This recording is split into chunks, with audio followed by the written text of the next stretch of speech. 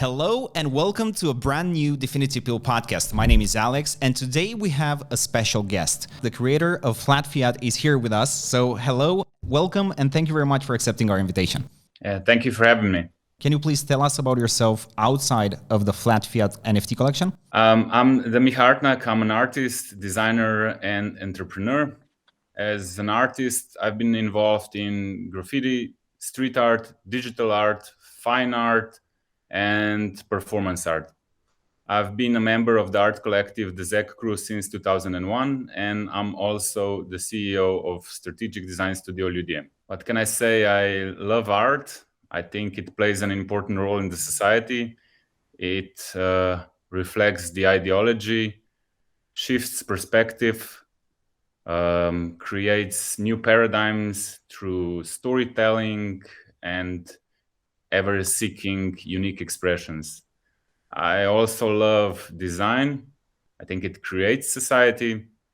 It solves problems and teaches us how to solve problems and create relevant questions. I think many people are curious, how did you get involved with the ICP ecosystem? I've been a passive observer of the NFT scene, where I silently judge the money grab, the scams, the insane gas prices, and environmental impact. I got swayed into ICP because of the eco aspect, low gas fees, and if I'm not mistaken, because of the fact that JPEGs are actually hosted on blockchain. Also, I saw a great opportunity for the Entrepot marketplace to establish a new language, the second wave of NFTs, a counterbalance to the standard procedure of NRI among, those 10,000 avatars. I believe the NFTs have so much more potential, and it's really a shame that they would produce the same predictable results. Could you tell our viewers what Flat Fiat is about? Flat Fiat is a symbolic performance of burning fiat money to save the economy by preventing hyperinflation. It also changes the base currency to crypto through NFTs. It's, I think, what the whole monetary revolution is about.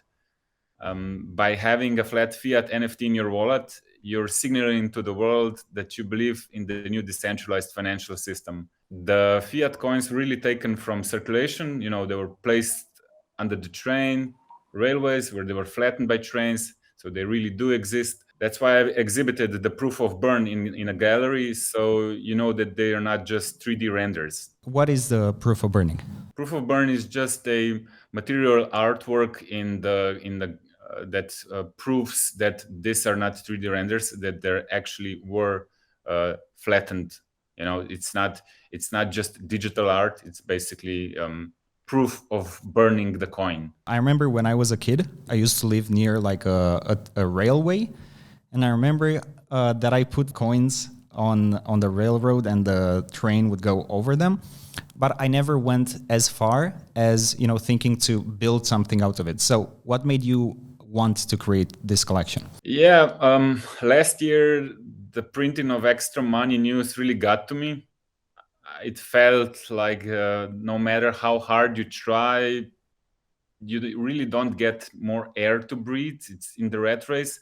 So you cannot never get ahead. You'll only be maintaining, just this status quo, or worse, you're going to slide into poverty, and that's really scary. And I always like the idea of Bitcoin's decentralization, the limited supply, and peer-to-peer transaction. And that's why I sacrificed some of my fiat money to make a statement, and the future is decentralized. That was a cool idea indeed. And actually, I read an article. I don't know if this is 100% sure, but in the 2 years that this pandemic has been, around, I read that more than 50% of all the money that were ever printed were printed in those 2 years, which I think is insane.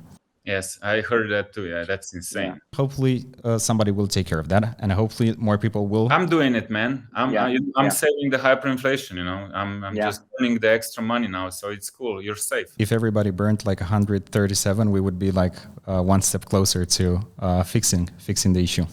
Yeah. What are the benefits of somebody holding a Flat Fiat NFT? Holding NFT Flat Fiat is more of a statement, a testament of a certain mindset. Like I said, it's like a badge. It's and if my art is going places in the future, my older artworks may become more desirable, and so will Flat Fiat. Nowadays, like a lot of projects, they promise utilities like games and metaverses and breeding and so on. What about Flat Fiat? I didn't play that game. It was kind of secondary to me. It's not even in the same category. So you can do whatever you want with the art. You can use it even for commercial purposes, but it's art in the first place. What makes an NFT more valuable than another one? I think it's a subjective call. Like, of course, there is only one Chinese yuan, so I guess that's the rarest coin.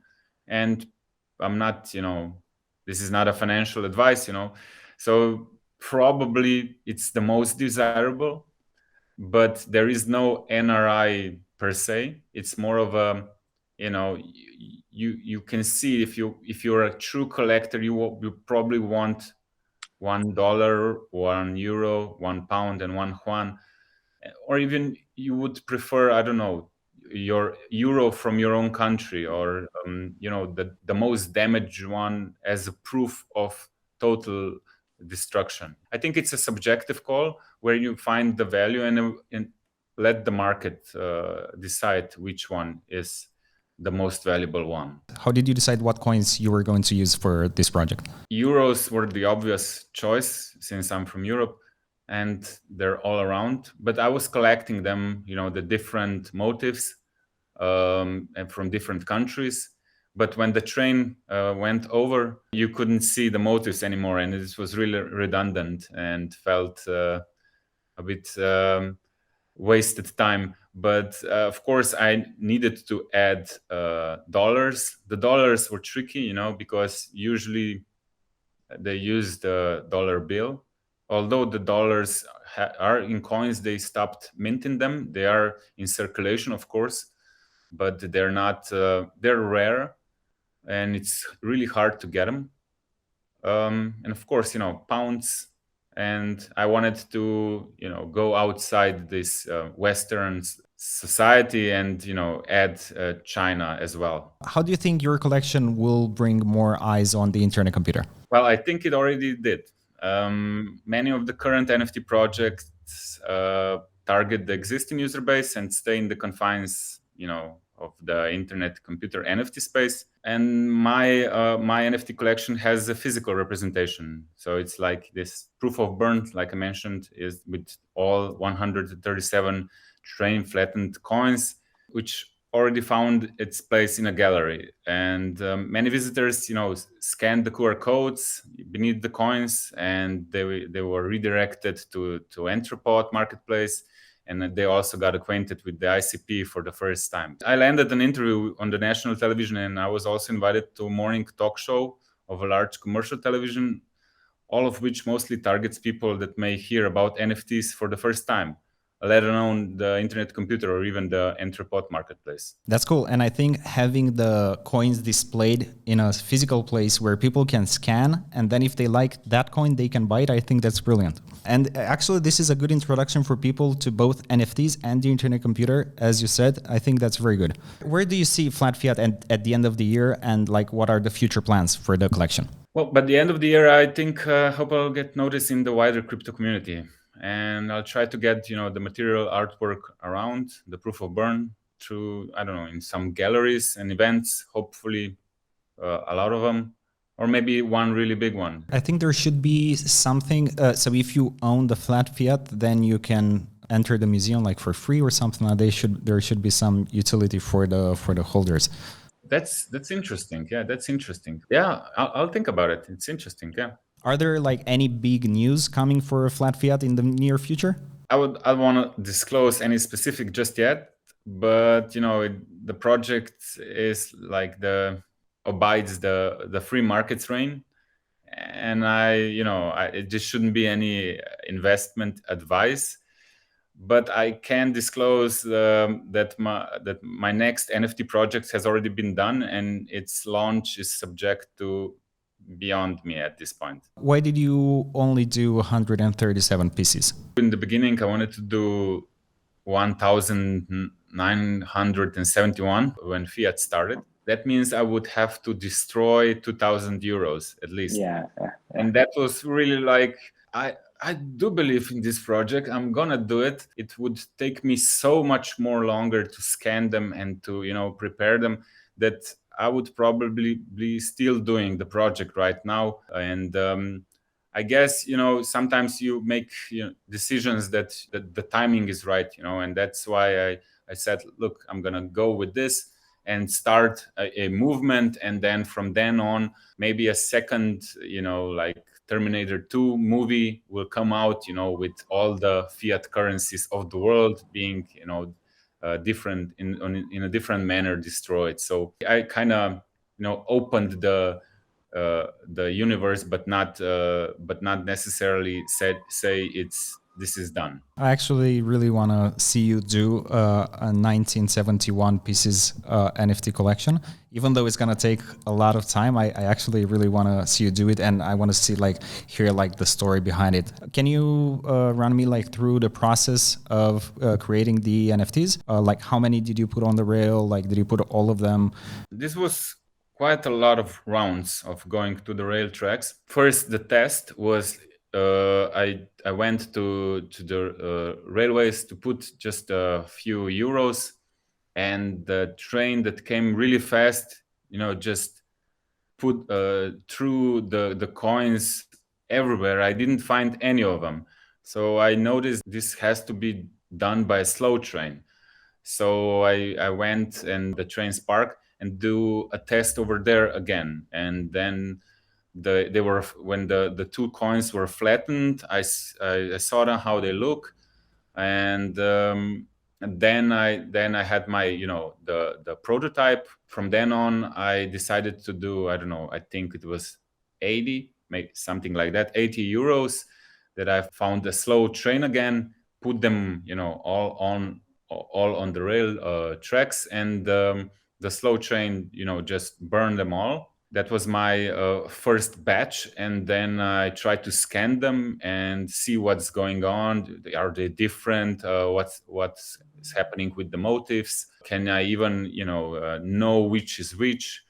Try to make a narrative around it. That was my first time seeing them. I only Googled how they look, or I had them from my memories as a child, but I had them now really as a pot of gold. When I scanned them and rendered them, that was a major breakthrough from just concept to something feasible. Then I think I had 3 more rounds, and the last round was with the Chinese yuan, and I think $3. Did you get in trouble with security and police? It's forbidden. I asked a lot of people that work there. They didn't want to help because they didn't want to get in trouble. So it was hard, because I thought it's going to be simple. Just come on, it's nothing. Everybody does that. Can you just go over it?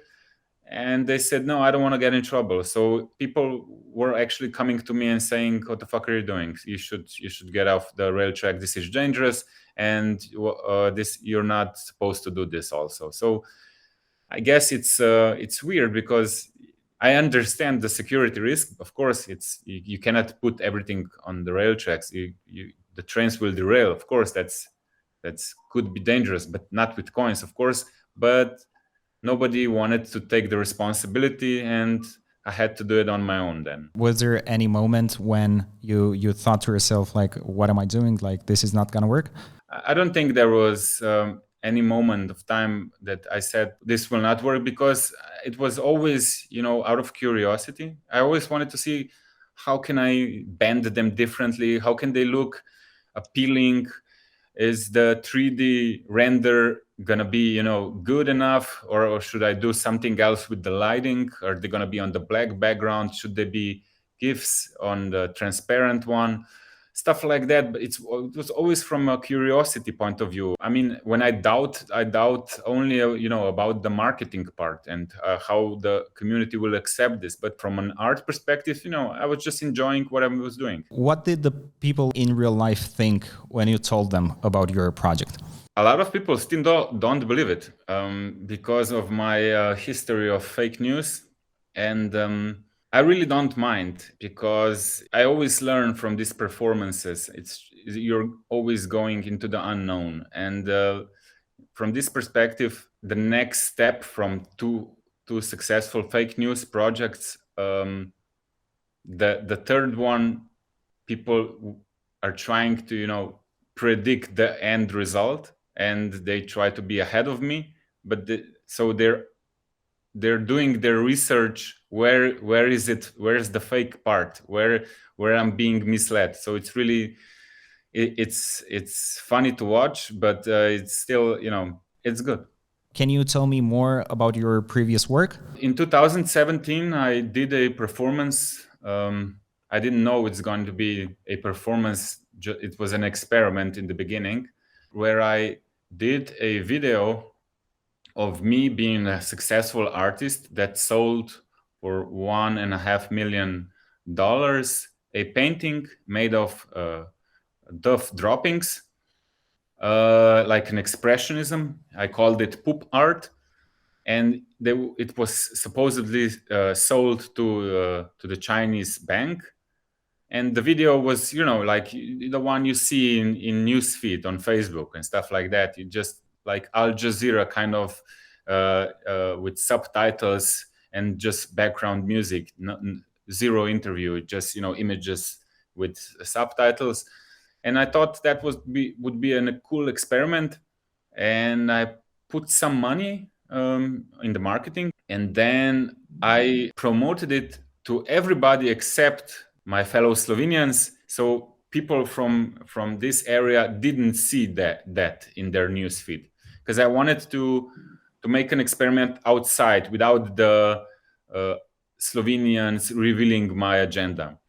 Don't believe him, he's trolling, stuff like that. I just wanted to see it grow in different ecosystem, and it went really well. It was quite a success. I think it got 80,000 views. Then I kind of had to make a leak to the Slovenian media, and it shouldn't go through me. So I asked a friend if he can post it, like, oh, why didn't you tell us this is going on? Why are you hiding this? Stuff like that.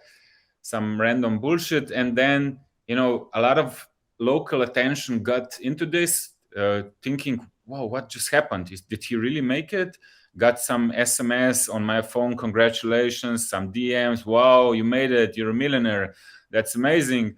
And a few doubts, of course, also. Then I did, with a friend of mine, we bought a domain, theguardian.com. That was, it's like the Guardian. So I did a replica of the real Guardian with my content in. So the content was really how this art is super great, and that they checked everything, with the Chinese bank, and they got back to them and they said that they love it, stuff like that. It was really more of a self-praise that this pigeon shit is brilliant, and that this is the new art of the future. And I mixed blockchain inside. Before this NFT frenzy, I just thought maybe if I put Ethereum, like a hashtag, like something that would resonate, and it's still mysterious to everybody in 2017, that I can get away with, with the abstract, and people cannot check it like on my bank account and stuff like that. And it was like that from, I think in 2017, that was 5,000 ethers. The story was launched on my Facebook profile, and people bought into it. I think a few saw that the name domain was weird, started even posting about it, and then some other people just said, yeah, the Guardian always buys a few domains if you mistype, stuff like that. And it was like, whoa, this is actually happening. People are believing. So I was watching as it unveiled in front of me, and it was really, for me, it was like really performative art I never experienced before. And then I got DMs from Slovenian newspaper saying, "Wow, you made it, man! You should, give us an interview. Why aren't you talking about it?" And I just lied. I just kind of went, "Yeah, I sold it." They told me not to do bullshit, so I did pigeon shit. So I got an Ethereum. It's good. I have it on my wallet. It's still, I don't know. It's a lot of money. Don't know what to do. And then when they saw it in the printed newspaper, the TV news came to me and we did an interview. So I even had an interview on the national television. That was probably my artistic peak, because I was lying my ass off there, and they never suspect a thing because it was already in printed media. I was lying everywhere that they checked. So it was really hard to know why would I be lying. And the next day, of course, I got a lot of phone calls and emails and messages that, how could you do this to us? This was, you trolled us. That was really not a nice thing to do. But people accepted that this was actually a fight against, manipulation and, bullshit media, and everything can be just bought and put on TV like it's the truth. And it really made me wonder. And from that moment, I decided that this is something that I need to explore more. So basically, the reason why you did this experiment is to show people how easily we can be manipulated by media and what we see online. Yes. Yeah. Did you feel like a rock star, like for the time that the lie held? Oh, well, it wasn't like a rock star. It was more of I had a few interviews before, but this was really, people were really cheering for me to be for becoming a millionaire. Mm-hmm. And it all happened in 1 week. And when the truth came out, I went from a millionaire to a troller. And it probably, people got so mixed emotions about it. I just became, all right, still same old me. I just trolled everybody, but I'm not a millionaire. So it was a weird experience, I think, for me and for the public, that this performative dance happened. And I didn't even felt famous. Nobody recognized me on the street and congratulating me. But I only got a few DMs saying, "Hey man, I'm having a project. Can you lend me some money?" That was probably the most I got. But no, I didn't feel like a rock star. I felt like Ali G, or maybe Borat, like saying, "This is." I'm trolling and I'm an alter ego. That's a cool story. And were you stressed? Well, yeah, when you're watching this, you're really hoping that everything will fit into place, because when they had an interview with me, it took them 2 days to make it. And I was really anxious, 2 days for another research. People are talking, this is not true. Don't put that up. And when I was waiting until the last second when it was on the television, still thinking, man, they're just gonna be like, all right, we just found out this was fake news. We almost published it, but it was a good joke. So I was anxious more than stressed. This was the peak, of this performance. And when it ended with this being on the national evening news, I've had such a relief that this is something, that was meant to be as a performative art. And I felt relieved more than stressed. It's been really nice having you here. Looking forward to see what you will do in the future. Yeah, thank you very much. It was a pleasure, really. Cool. I'm watching your channel, by the way. You're doing a really good job. Thank you very much. We're trying to get better and better. And one day, maybe when the internet computer will be huge, like everybody who's still there is going to be, big as well. So. All right. Nice meeting you. Thank you. Thank you. And bye-bye. Take care. Bye-bye. So this was the podcast. Thank you very much for watching. And as always, don't forget to like, subscribe, share the video with a friend, and click the bell notification icon to stay up to date with everything IC related. My name is Alex, and you just took the DFINITY Pill. Thank you very much, and see you next time.